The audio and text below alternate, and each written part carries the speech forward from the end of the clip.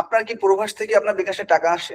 আপনি ওই যে ওনাদের ওইখানে যে নিটোরের যে পরিচালক বরাবর একটা অভিযোগ লিখছিলেন, তাই তো? হ্যাঁ। ম্যাম, ওইটা কি ওই যে উনি উনি যে টাকা আত্মসাৎ করছে ওইভাবেই তো অভিযোগটা দিয়েছিলেন নাকি? না, অভিযোগে এটা কেন লিখবো? এটা যেদিন অভিযোগে ডাকবে ওদিন। আপনি আমাদেরকে একটু জানাবেন যে আপনার সাথে যে শাহিনা খানের যে ঘটনাটা ঘটলো আসলে এটা সূত্রপাতটা আসলে কিভাবে শুরু হলো? আসলে হচ্ছে মানে গত 28শে অক্টোবর মানে সকালে আমি আপনার যে শাহিনা খান যে আপনার বিরুদ্ধে যে অর্থ আত্মসাতের এই যে অভিযোগটা করলো, মানে আসলে কেন মনে হচ্ছে আপনার, মানে কেন মনে হয় আপনার কাছে, কি মনে হয় যে অভিযোগটা আসলে কেন করলো সে? আসলে উনি আমার হসপিটালে যে অভিযোগটা প্রথমে করছে,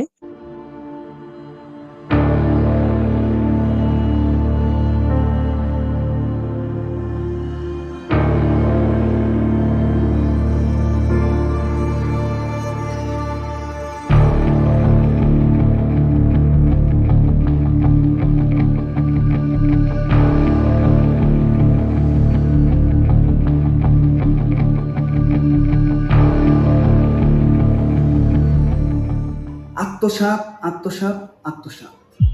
কি আত্মসাৎ করছে? রোগীর অর্থ আত্মসাৎ করা হয়েছে। কি আত্মসাৎ করছে? ঢাকা পঙ্গু হাসপাতালের নার্স সুমি। অবাক হচ্ছেন, তাই না? তাহলে কে অভিযোগ করলো? বাংলাদেশি বংশোদ্ভূত ব্রিটিশ নাগরিক শাহিনা খান এই অভিযোগ তুলেছে। এখন আমাদের সবার আগে জানতে হবে নার্সের পাশাপাশি সুমি আসলে কি কাজ করে। নার্স সুমি পঙ্গু হাসপাতালে আগত অসহায় রোগী ও অজ্ঞাত রোগীদের সার্বিক সহযোগিতা ও আর্থিক সহযোগিতা করে থাকে। আর্থিক সহযোগিতার থেকেও সার্বিক সহযোগিতা অনেক বেশি গুরুত্বপূর্ণ।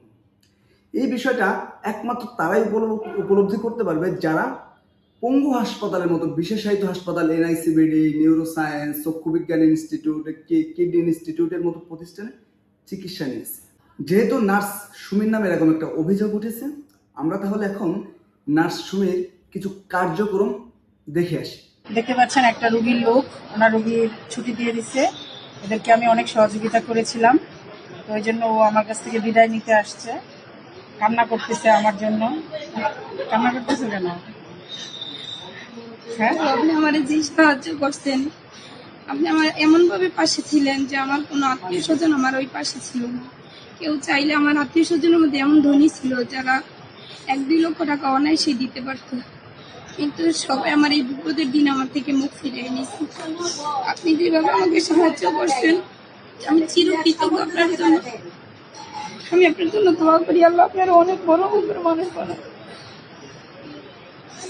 আপনার উসিলায় আমি নতুন জীবন পাইছি। আমার সন্তানটা বাবা পাইতেছে।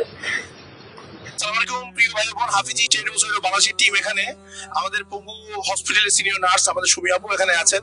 আমরা দেখতে পাচ্ছি আমার ভাইটাকে, যে ভাই মুফতি মিজানুর রহমান আজারির ওয়াজ শুনে ইসলামের পথে ধাবিত হয়েছেন এবং ইসলাম গ্রহণ করেছেন। এবং আপনারা জানেন আমাদের ভিডিওর মাধ্যমে আমরা দেখিয়েছিলাম যে উনি, ওনার ওয়াইফ এবং ওনার বাচ্চা 3 জন একসাথে অ্যাক্সিডেন্ট করেন। ওনার পায়ের অবস্থাটা দেখতে পাচ্ছেন, কি মারাত্মক অবস্থা।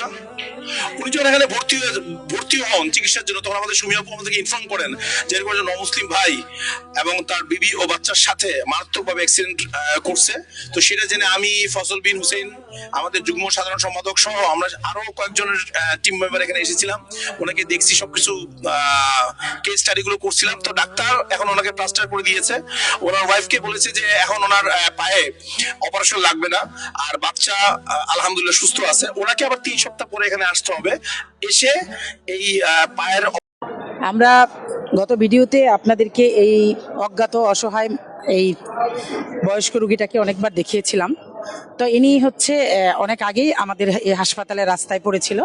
তা আমি ওনাকে রাস্তা থেকে তুলে নিয়ে আমাদের ভাইলেট 2 এর আন্ডারে স্যারকে রিকোয়েস্ট করে এই রোগীকে ভর্তি করিয়েছিলাম এবং অপারেশনের সমস্ত দায়িত্ব নিয়েছিলাম। তো অপারেশনের পরে ওনার যেহেতু ভিটা বাড়ি নাই, সেজন্য উনি আর কোথাও যেতে পারে নাই, আর আমিও কোনো জায়গার মধ্যে ওনাকে পারি নাই মানে দেওয়ার জন্য। আসলে আমার যাদের সাথে উনি যাবে না, আমি অনেক সংস্থাকে অনেকবার নিয়ে আসছি, তো উনি হচ্ছে কোনো বৃদ্ধাশ্রমে যাবে না। তো উনি আমাদের এই হসপিটালের সামনে 5 মাস যাবৎ পড়ে আছে। দেখেন এই জায়গার মধ্যে উনি আজকে 7 মাস ধরে উনি গোসলও করে না, এই ওনার শরীরে দেখেন চুলকানি হয়ে গেছে। এর আগেও আমি ওনাকে চেষ্টা করছিলাম একটা পুনর্বাসনের, কিন্তু উনি যাবে না। ওনার 4টা ছেলে দুনিয়াতে থাকার পরেও ওনাকে আসলে দায়িত্ব নেয়নি। তো আমি ওনাকে আসলে ভুলতে পারি না, কারণ উনি এই অবস্থায় এখানে যদি থেকে শরীরে চুলকানি হয়েছে, এত অবস্থা খারাপ, যদি ওনার কিছু হয়ে যায় আসলে আমার জিনিসটা অনেক খারাপ লাগবে যে আমার চোখের সামনে একটা রুগী এরকম কষ্ট করে তার জীবনটা আস্তে আস্তে তিলে তিলে শেষ হয়েছে। তা আজকে উনি বলল যে আমাকে উত্তরা একটা জায়গার মধ্যে দিয়ে আসেন, ওখানে আমার ছেলে থাকে। এই জন্য আমি হচ্ছে আমান, ওনারা হচ্ছে আমান একজন। আচ্ছা, আসসালামু আলাইকুম। আমরা আমার নামে একটা এনজিও, এটা একটা স্বেচ্ছাসেবী সংগঠন। আমরা গরিব অসহায় লোকদের নিয়ে কাজ করি, যারা পথে থাকে, যাদের থাকার জায়গা নেই, এবং যাদের কেউ নেই আসলে, তাদের জন্য আমরা আছি। তো এই আপার মাধ্যমে আমরা এই ভদ্র মহিলাটাকে রিসিভ করছি। সম্পর্কে আমরা একটা ধারণা পাইলাম। এখন আসি অভিযোগকারী সম্পর্কে। এই ব্যক্তি ফ্যামিলি লয়ার শাইনা খান, যিনি বাংলাদেশি বংশোদ্ভূত, ব্রিটিশ নাগরিক। সবাই ধৈর্য ধরে বসে আছেন। আসলে অভিযোগটা কি করেছে চলেন দেখে আসি কি অভিযোগ করেছে সুমির বিরুদ্ধে। তার আগে আমরা পুরো ঘটনাটাকে কয়েকটা পয়েন্টে ভাগ করেছি। পয়েন্ট 1, হাসপাতালের পরিচালক বরাবর অভিযোগ। পয়েন্ট 2, বেসরকারি টিভি চ্যানেলে সাক্ষাৎকার। 3 নম্বর পয়েন্টে থানায় জিডি। পয়েন্ট 4, হাসপাতালের খালার সাক্ষাৎকার। পয়েন্ট 5, রোগীদের সাক্ষাৎকার। পয়েন্ট 6, 2 জনকে লাইভে এনে কথা বলতে চেয়েছিলাম, অর্থাৎ শাইনা এবং সুমিকে। পয়েন্ট 7, ঘটনার সূত্রপাত ও নার্স সুমির সাথে কথা বলা। আমরা এখন পয়েন্ট 1-এ চলে আসি। শাইনা খান প্রথমে নিটোরের পরিচালক বরাবর একটি অভিযোগ করেন। অভিযোগপত্রে তিনি বিষয় লেখেন। যে কোনো একটা অভিযোগপত্রে বিষয় লেখে না, বা একটা আবেদনপত্রে যে বিষয় লেখে, সে বিষয় লিখছে বাংলাদেশের ভাবমূর্তি প্রসঙ্গ। তিনি এই অভিযোগে উল্লেখ করেন সুমি রোগীদের ভিডিও করে সোশ্যাল মিডিয়ায় ভিউ ব্যবসা করেন এবং এটা একটা জব। সুমি সরকারি চাকরির পাশাপাশি আরেকটা জব করেন, অর্থাৎ যেটা আইনগত অপরাধ। অর্থাৎ ফেসবুকে ভিডিও দেয়াকে শাইনা জব হিসেবে উল্লেখ করেন। অভিযোগে আরো বলেন অসহায় রোগীর ভিডিও সোশ্যাল মিডিয়ায় দেওয়াতে দেশের বাইরে বাংলাদেশের ভাবমূর্তি নষ্ট হয়। আমরা শাইনাকে প্রশ্ন করেছিলাম, ফেসবুক ভিডিও পোস্ট করা যদি অপরাধ হয়, তাহলে বাংলাদেশে হাজার হাজার সরকারি চাকরিজীবী কি অপরাধী? আমরা আরো প্রশ্ন করেছিলাম, অসহায় রোগীদের সহযোগিতার ভিডিও দেশের বাইরের মানুষজন দেখলে যদি ভাবমূর্তি নষ্ট হওয়ার পরিবর্তে ভিনদেশি মানুষজন তো সুমিকে এই যুগের ফ্লোরেন্স নাইটিঙ্গেল বা বাংলাদেশের ফ্লোরেন্স নাইটিঙ্গেল আখ্যাও দিতে পারে। শাইনার কাছে আরো জানতে চেয়েছিলাম, অভিযোগপত্রে, অর্থাৎ সুমি যে হসপিটালে চাকরি করে সেই হসপিটালের পরিচালক বরাবর যে অভিযোগপত্র, এই অভিযোগপত্রে আপনি কেন অর্থ আত্মসাতের কথা উল্লেখ করেননি? আপনি ওই যে ওনাদের ওইখানে যে নিটোরের যে পরিচালক বরাবর একটা অভিযোগ লিখছিলেন, তাই তো? হ্যাঁ ম্যাম, ওইটা কি ওই যে উনি যে টাকা আত্মসাৎ করছে ওইভাবেই তো অভিযোগটা দিয়েছিলেন নাকি? না, অভিযোগে এটা কেন লিখবো? এটা যেদিন অভিযোগে ডাকবে ওই দিন আমি আমার বিস্তারিত বলবো। অভিযোগে তো এত লম্বা করা যায় না। অভিযোগে আপনি স্পেসিফিক 2-4টা লিখে দিবেন। অভিযোগ তো 2 পৃষ্ঠা 4 পৃষ্ঠা হবে না। পরিচালক বরাবর যে অভিযোগটা ছিল ওইটা কি, ওইটা কি প্রসঙ্গে করছিলেন? ওইটার বিষয়বস্তু কি ছিল? ওইটা আমি ওই যে সে যে রুগীকে দেখাইয়া টাকা নিচ্ছে, ওই টাকাগুলা রুগীদেরকে দিচ্ছে না, এইটা বলে। কিন্তু কিভাবে দিচ্ছে না ওইটা তো আমি এক্সপ্লেইন করবো পরে। এখন পয়েন্ট 2-এ আসি। পয়েন্ট 2-এ শাইনা খান একটি বেসরকারি টেলিভিশনে সাক্ষাৎকার দিয়েছে, সেটি শুনবো। 13,000 টাকা ছিল, ওই 13,000 টাকা আমি ওর কাছে দিছি। টাকাটা সে নেওয়ার পরে 1,000 টাকা দিয়ে ডাক্তারদেরকে সে ওই যে বিরিয়ানি খাওয়াইছেন, বাকি 12,000 ওর কাছে ছিল। ওই টাকাটা কি করছে আমি জানি না। ওই লোকটা যখন মারা গেছে সে কিন্তু কাউকে কোনো আপডেট দেয় নাই যে ওই লোকটা মারা গেছে।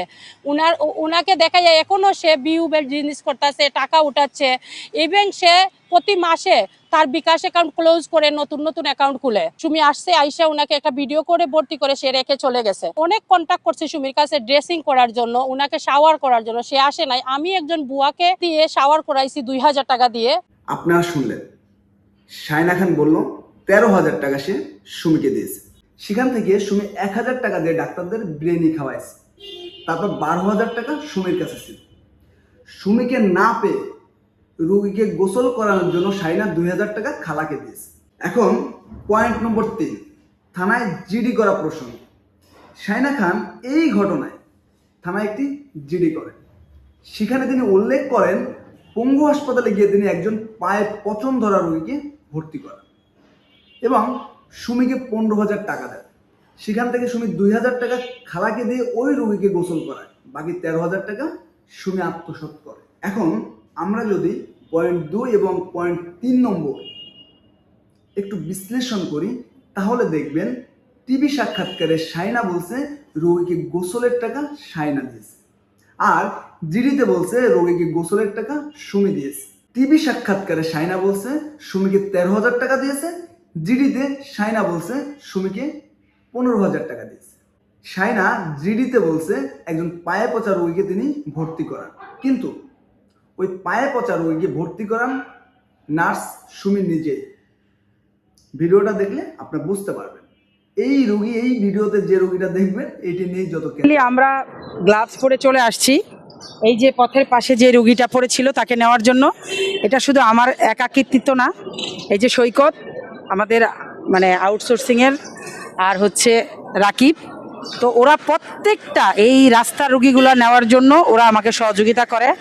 আজ পর্যন্ত ওদেরকে আমি একটা চকলেটও খাওয়াইতে পারি নাই, তবে ইনশাল্লাহ আজকে আমি ওদেরকে পুরস্কৃত করব, কারণ আজকের যে রুগীটা এটা মানে ভীষণ খারাপ একটা অবস্থা এই রুগীটার। তো একটু কাজ দিয়ে দেখান, একটু এই রুগীটার অবস্থান আমরা দেখাতে যাচ্ছি যে আমরা কোন ধরনের রুগীদেরকে আমরা নেই এবং করি যেগুলা পৃথিবীর কোনো মানুষ করবে না। আমি চ্যালেঞ্জ করলাম, মানুষ শুধু বলবে আহারে লোকটা পইরা আছে, কি কষ্ট, শুধু এগুলাই বলবে, কিন্তু আসলে। এখন পয়েন্ট নম্বর 4, হাসপাতালে খালার সাক্ষাৎকার প্রসঙ্গে, অর্থাৎ ওই যে রোগীটা ওই রোগীকে যে খালা পরিষ্কার করছে তার যে সাক্ষাৎকারের যে একটা বিষয়, এই বিষয়টা সম্পর্কে কথা। বেসরকারি যে টেলিভিশন চ্যানেলে এই নিউজটা প্রকাশিত হয়েছে সেখানে যে খালার সাক্ষাৎকারটা নেওয়া হয়েছে তার নাম হচ্ছে অলেচা খালা। তিনি ক্যাজুয়ালিটি একে কাজ করেন, কিন্তু যে খালা এই রোগীরকে গোসল করিয়েছে পরিষ্কার করেছে এই খালার নাম হচ্ছে লাকি খালা। তিনি ক্যাজুয়ালিটি 3-তে কাজ করেন এবং ক্যাজুয়ালিটি 3-তে নার্স সুমিও কাজ করেন। তুমি যে এদেরকে যে ভিডিও করে এদেরকে টাকা পয়সা দেয়? ম্যাডাম আমি কি বলবো, আমার সামনে তো কোনো ফোন করে। এখন আসি পয়েন্ট 5-এ, রোগীদের সাক্ষাৎকারের বিষয়। আপনাদের দারুণ একটা উদাহরণ দেখাই। দেখেন, যে রোগীর ভিডিওটা দেখাবো এই রোগীকে সুমি সহযোগিতা করে ফ্লোর থেকে বেডে নিয়ে গেছে। ওনার ছেলের পা একদম পচে গলে গেছে, একদম ভিতরে অনেক পোকা হয়ে গেছে, কিন্তু চাচা কিন্তু ডাক্তার দেখাতে পারে নাই। সে সিস্টেম বুঝে না, বয়স্ক মানুষ, সেটা ওনার দোষ, আমাদের তো আর দোষ না। তো আজকে আমি এই পেশেন্টটাকে দেখলাম, তো আমি আমাদের মিজানুর রহমান স্যারকে যখন গিয়ে বলছি, স্যার আমাকে বলছে যাও পেশেন্টের দায়িত্ব আমি নিয়ে নিলাম আর তুমি সার্বিক সহযোগিতা করো। তো প্রফেসর মিজানুর রহমান স্যারের সহযোগিতায় আজকে এই রোগীর দায়িত্ব নিয়ে নিলাম। ওর পা কাটা, ওর রক্ত ম্যানেজ করা, ওর হচ্ছে যে অপারেশনের সামনে যে টাকা পয়সা লাগা, সমস্ত কিছুর যা কিছু করতে হয় আমি করব, আর আমাদের ডাক্তাররা অপারেশনটা করবে, আর টাকা পয়সার যে দায়িত্ব সেগুলো মিজান স্যার আমাকে টাকা দিবে আর আমি সবকিছু করব। তো আজকে এই বৃদ্ধ চাচার সাথে একটু কথা বলতেছি। কথা বলার আগেই চাচা কান্নাকাটি শুরু করছে, দেখি চাচা কি বলে। চাচা কি হয়েছে, কান্না করতেছেন কেন? আজকে 15 দিন ধরে এখানে আমি অনেক কষ্ট করতেছি, কিন্তু কেউ জিজ্ঞেস করে না। এখন এই সবাই খালি জিজ্ঞেস করছে, একটা ফলও খাওয়া হয়ে গেছে। ফলটা তো আমি দিছি, ফলটা দেয় নাই। কে আপনাকে দিল কি না দিল দরকার নাই, ভালো খারাপ দুনিয়াতে আছে। হ্যাঁ, দুনিয়াতে ভালো খারাপ তো থাকবেই, তাই না? তো সবাই যে পৃথিবীতে খারাপ সেরকম তো না। তো যাই হোক চাচা, আমার চোখে যখন আপনি পড়ছেন আমি আপনার সমস্ত দায়িত্ব নিয়ে নিলাম। আপনার ছেলে পা পচে গেছে, এটার জন্য টেনশনের কোনো দরকার নাই। আপনার ছেলের চিকিৎসা হবে। আমাদের ডাক্তার মিজানুর রহমান স্যার আমাকে বলেছেন যত টাকা পয়সা লাগে এই রোগীর সবকিছু সে আমাকে দিবে আপনার ছেলের জন্য। দোয়া করবেন মিজানুর রহমান স্যারের কাছে। পরে শাইনা যখন জানে এই রোগীর সুমির, তখন শাইনা এই রোগীর সাক্ষাৎকার নেয়, ভিডিওতে দেখেন। শুনেন, আপনাদেরকে যে এই মহিলা সুমি নামের নার্সটা ভর্তি করাইছে, বলছে ভিডিওতে আপনাদের দায়িত্ব নিছে, সে কি আপনার কোনো টাকা পয়সা দিছে? দেয় নাই না? তাহলে কেন ভিডিও করলেন? বলছিল দিবে, বুঝি নাই, বলতে দিব, একটা ওষুধও দেয় নাই। হ্যাঁ, সেদিন যে আমি আপনাদের ওষুধের বক্সটা হাতে নিছিলাম, সে আমার হাত থেকে নিয়ে নিছে যে ওষুধ কিনে দেওয়ার জন্য। তারপরে আইসা তো আমি 5,000 টাকা দিয়ে গেছি আপনাদেরকে। এইটাই, কারণ সে সবার কাছ থেকে এটা ভিডিও করতেছে, আমি এটা কোনো ফেসবুকে ছাড়বো না, জাস্ট খালি ওইটা ও যে চুরি করতেছে ওইটা ধরার জন্য। সুমি কিন্তু কখনো বলেনি সে রোগীকে টাকা দেবে। তার পরের ঘটনা আবার দেখি। মানে রাস্তার মধ্যে 15 দিন ধরে পড়েছিল আমাদের হাসপাতালের বারান্দায়, কোনোভাবেই আসলে ভর্তি হইতে পারতেছিল না। তো এই চাচার ছেলে হচ্ছে রোড অ্যাক্সিডেন্ট করছিল। তো রোড অ্যাক্সিডেন্ট করার পরে যখন সময় মতো হাসপাতালে নিয়ে আসতে পারে নাই, তখন পাটা আসলে ইনফেকশন হয়ে পচে গেছিল। আর যখন হাসপাতালে নিয়ে আসছিল তখন ভর্তিতে উনি ঝামেলায় পড়ছিল, মানে কীভাবে ভর্তি হবে, কোথায় যাবে, যেহেতু বয়স্ক মানুষ, গ্রামের সরল সোজা মানুষ, বুঝতে পারতেছিল না। তা আমার চোখে যখন পড়ে, তা আমি চাচারকে মানে ভর্তিতে সাহায্য করি। তো আজকে চাচার মুখ থেকে শুনবো চাচাকে আমি কি কি করছিলাম। চাচা কেমন আছেন? আছি ভালো। হ্যাঁ বলেন তো, আপনি কি কোথায় ছিলেন, কিভাবে ভর্তি হয়েছেন? এই যে আহমেদ লেগেই একদিন আগে মনে করেন আমার এই ঠ্যাংটা কাটা হয়েছে, নাই তো আমি রাস্তায় পড়ে থাকতাম। কাটতে তো বলি নাই, শুধু বলছি যে আমাকে দ্বারা আপনার কোনো সাহায্য হয়েছে কিনা। ওই যে এইটুকু হেল্প পাইছি আমি, আপনাদের না থাকলে আমি রাস্তায় পড়ে থাকতাম। থাক চাচা, আমি ওটা বাদ দেন। অনেক কিছু বুঝি। তো আসলে আমি এই ছোট ছোট সাহায্যগুলো করি। আমি যদি চাচাকে ভর্তিতে সাহায্য না করতাম, উনি তো 15 দিন পড়েছিল, আরও কিছুদিন গেলে হয়তো ভর্তি হইতে পারতো, কিন্তু পাটা তো আরও বেশি খারাপ হইতো। তো চাচার আমাদের যে গ্রিন ইউনিটের স্যাররা আছে, ওনাদের সাথে আমি কথা বলে চাচার অপারেশনের সব ব্যবস্থা করি। আর 4 ব্যাগ রক্ত আমাদের ডক্টর মানে স্যারদের সাথে কথা বলে তার রক্তগুলো আমি ফ্রি করে দেই। তো 4 ব্যাগ রক্ত চাচা কিন্তু আমাদের ব্লাড ব্যাংক থেকে ফ্রি আনে। তো সেটা আমিই ব্যবস্থা করে দিয়েছি আমাদের ডাক্তারদের মাধ্যমে। তো একটা মানুষকে টাকা পয়সা দিয়ে, ধরেন কাউকে আমি 5,000 টাকা দিলাম, 5,000 টাকা দিলাম, সে রাস্তায় পড়ে রইলো, ভর্তি হইতে পারলো না, চিকিৎসার কোনো নিয়মকানুন বুঝলো না, ওটা কিন্তু দায়িত্ব না। আমি চাচাকে হয়তো টাকা দিতে পারি নাই, কিন্তু চাচা যে 15 দিন রাস্তায় পড়েছিল, তখন যে চাচা কোনোভাবে ভর্তি হইতে পারতেছিল না, এই অসহায় ছেলেকে নিয়ে যখন রাস্তায় পড়েছিল, পাটা গেছিলো পচে, তখন আমি কিন্তু চাচার হাত ধরছি। চাচাকে আমি ডাক্তারদের সাথে কথা বলে যা যা করতে হবে, ভর্তি করা থেকে শুরু করে অপারেশন থিয়েটার পর্যন্ত নেওয়া, এই বিছানায় ডাক্তারদের সাথে কথা বলে চাচার মানে একটা গার্জিয়ান হিসেবে চাচার পাশে ছিলাম। এটাই তো একটা মানুষের জন্য অনেক বড় উপকার। টাকা পয়সা দিয়ে যে সাহায্য করতে হবে এটা তো বড় কথা না। কারণ একজন মানুষ, গ্রামের মানুষ যখন হাসপাতালে আসে, তখন অনেক সময় অনেক কিছু বুঝে না, কোথায় যাইতে হবে, কিভাবে যাইতে হবে, কোথায় ভর্তি হইতে হবে, কিভাবে কাগজপত্র ফ্রি করতে হবে, এগুলো অনেক কিছু ভোগান্তি থাকে। সেই উপকারগুলো আমি এইসব মানুষদেরকে, সাধারণ মানুষদেরকে দেখে দেখে আমি করি। তো আমার এই চাচাকে একজন মানে যে কোনো একজন মানুষ 5,000 টাকা দিয়ে আমার নামে একটা মিথ্যা অভিযোগ করায়, কিন্তু বলে যে আমি চাচাকে কোনো টাকা দেই নাই। তা আমি তো বলি নাই যে চাচাকে টাকা দিব, আমি বলছি চাচার দায়িত্ব নিলাম। চাচার যে 15 দিন যে চাচার রাস্তায় পড়েছিল, তখন আমি বলছি যে চাচা আপনি চিন্তা করেন না, আপনার যা করতে হবে আমি করব। মানে ভর্তি করা বলেন, তার অপারেশনের সামনে যাওয়া, তার রক্ত ম্যানেজ করা, ডাক্তারদের সাথে কথা বলা, এগুলো তো একটা সাহায্যের মধ্যে পড়ে। তো আসলে মানুষকে থামানোর জন্য এত কিছু করা লাগে না, কারণ আমার মতো মানুষকে থামাইলে অনেক অসহায় মানুষ ভোগান্তিতে পড়বে। দিতে পারেন থামায়া, আমার কোনো সমস্যা হবে না। এবার 6 নম্বর পয়েন্ট, দুজনকে লাইভে এনে কথা বলার চাইছিলাম, শাইনা রাজি হয়নি, সুমি রাজি হয়েছে। ঘটনাটা নিয়ে আপনি একভাবে বলতেছেন, আপনার শাইনা খান একভাবে বলতেছে। এখন যদি আমরা যদি চাই যে, বা আপনি যদি চান যে আমরা ফেসবুকে আপনি আসলেন আমাদের সাথে একটু লাইভে যুক্ত হয়ে আপনি ডিটেলস ঘটনাগুলো নিয়ে একটু আমরা যদি আলোচনা করতে চাই, আপনি সেক্ষেত্রে রাজি আছেন কিনা? আমার কোনো অসুবিধা নাই, কারণ আমি তো এই বিষয়ে আমি সবাইকে আসলে বলতে চাই বিষয়গুলা। কারণ আমাকে নিয়ে যেহেতু একটা বিতর্কিত হচ্ছে, কারণ এই মহিলাকে তো আমি চিনি না। এই মহিলা শুধু শুধু কি চাচ্ছে, ওনার কি উদ্দেশ্য, এটা আমারও একটা জানার দরকার। কারণ আমার সাথে তো তার কোনো ব্যক্তিগত লেনদেন বা কোনো ঝগড়া বা তাকে কখনো গালি দেওয়া বা আগে থেকে কোনো পূর্ব শত্রুতা কোনো কিছুই নাই। এই জন্য এই জিনিসগুলো আমিও সমাধান চাচ্ছি। পয়েন্ট নাম্বার 7 এবং লাস্ট পয়েন্ট। এত সময় যত ঘটনা শুনলেন, সব কিছুই শুনলেন, এখন শুনবেন এই ঘটনার সূত্রপাত। এবং সুমির কাছে আমরা কিছু প্রশ্ন করেছিলাম, সে বিষয়গুলো একটু শুনে নিব আমরা। আপনি আমাদেরকে একটু জানাবেন যে আপনার সাথে যে শাইনা খানের যে ঘটনাটা ঘটলো, আসলে এটা সূত্রপাতটা আসলে কিভাবে শুরু হলো? আসলে হচ্ছে মানে গত 28শে অক্টোবর মানে সকালে, আমি যখন ওই দিন শনিবার ছিল আর কি, তো ওই দিন আমি হসপিটালে যখন যাই, তো তখন আমাদের হসপিটালের সামনে একটা অজ্ঞাত রোগী, মানে বয়স্ক 80 বছরের একটা রোগী পড়েছিল আর কি, তার পায়ে অনেক পোকা ছিল। তো এই রোগীটার ব্যাপারে রাত্রে আমাকে একজন বিবিসি এরকম একটা সাংবাদিক আমাকে ইয়ে করছিল, হোয়াটসঅ্যাপে SMS করছিল যে আপনার হসপিটালের সামনে একজন রোগী পড়ে আছে, আপনি একটু রোগীটা একটু দেখবেন। তো আমি ওনাকে বলছিলাম, কথা দিয়েছিলাম যে আমি দেখবো। তো সেই সূত্র ধরেই আমি ওই পেশেন্টটাকে গিয়ে আসলেই পাই। তখন আমি ভিতরে গিয়ে ডাক্তারদের সাথে কথা বলি, অনুমতি নেই, নিয়ে আমি আমার যে ওয়ার্ড বয় আছে ওদেরকে দিয়ে রোগীটা নিয়ে যাই এবং ভিতরে আর কি আমি নিজে ভর্তি করাই রোগীটাকে। এবং আমার ওয়ার্ডের যে আয়া লাকি খালা, ওকে দিয়ে আমি রোগীটাকে গোসল করাই।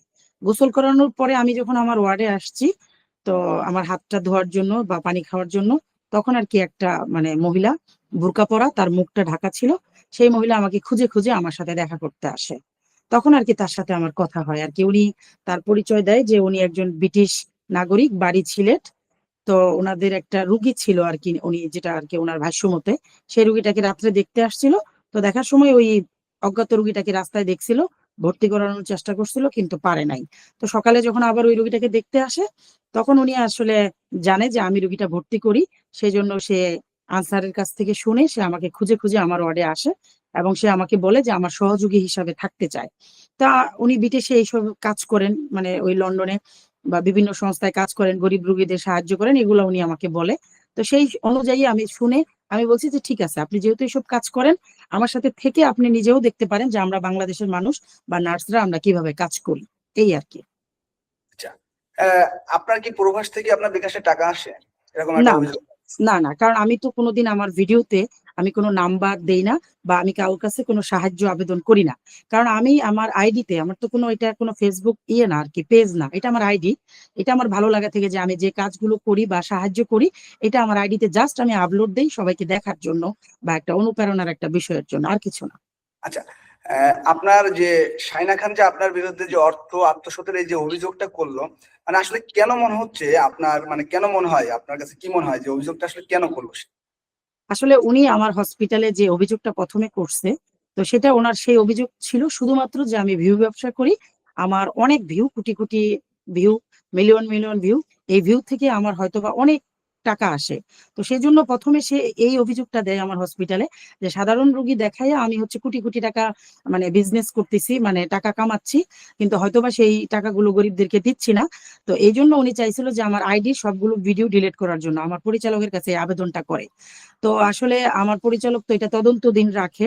তো উনি আর সেটা সহ্য করতে পারে নাই যে হসপিটাল এখনো কোনো মানে কোনো ইয়ে নেয় নাই, মানে সেই জন্য সে পরবর্তীতে আমাকে কিভাবে ফাঁসাবে, যেহেতু হসপিটাল আমার বিরুদ্ধে কোনো অ্যাকশনে যায় নাই।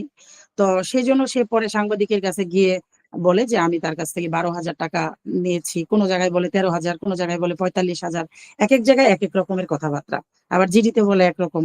এই তা আমার আহ, মনে হচ্ছে যে এটা ওনার একটা মানে চক্রান্ত হইতে পারে। ঠিক আছে, এটা উনি একটা প্ল্যান করেই আসছে আমাকে ফাঁসানোর জন্য। তাছাড়া ওনাকে তো আমি চিনিও না ব্যক্তিগতভাবে, ওনার সাথে আমার কোনোদিন দেখি নাই, জাস্ট আমার সাথে 2 দিন দেখা হয়েছে, 28 তারিখ আর 29 তারিখ, তাও কিছুক্ষণের জন্য। সবে শুনলেন, এখন কি বলবেন? অভিযোগপত্রে কেন টাকা আত্মসাতের কথা উল্লেখ নেই, 3 জায়গায় 3 রকমের স্টেটমেন্ট, আর অনেক ধরনের অসঙ্গতি। চাইলেই আমরা যে কাউকে ষড়যন্ত্রের জালে আটকে দিতে পারি তো?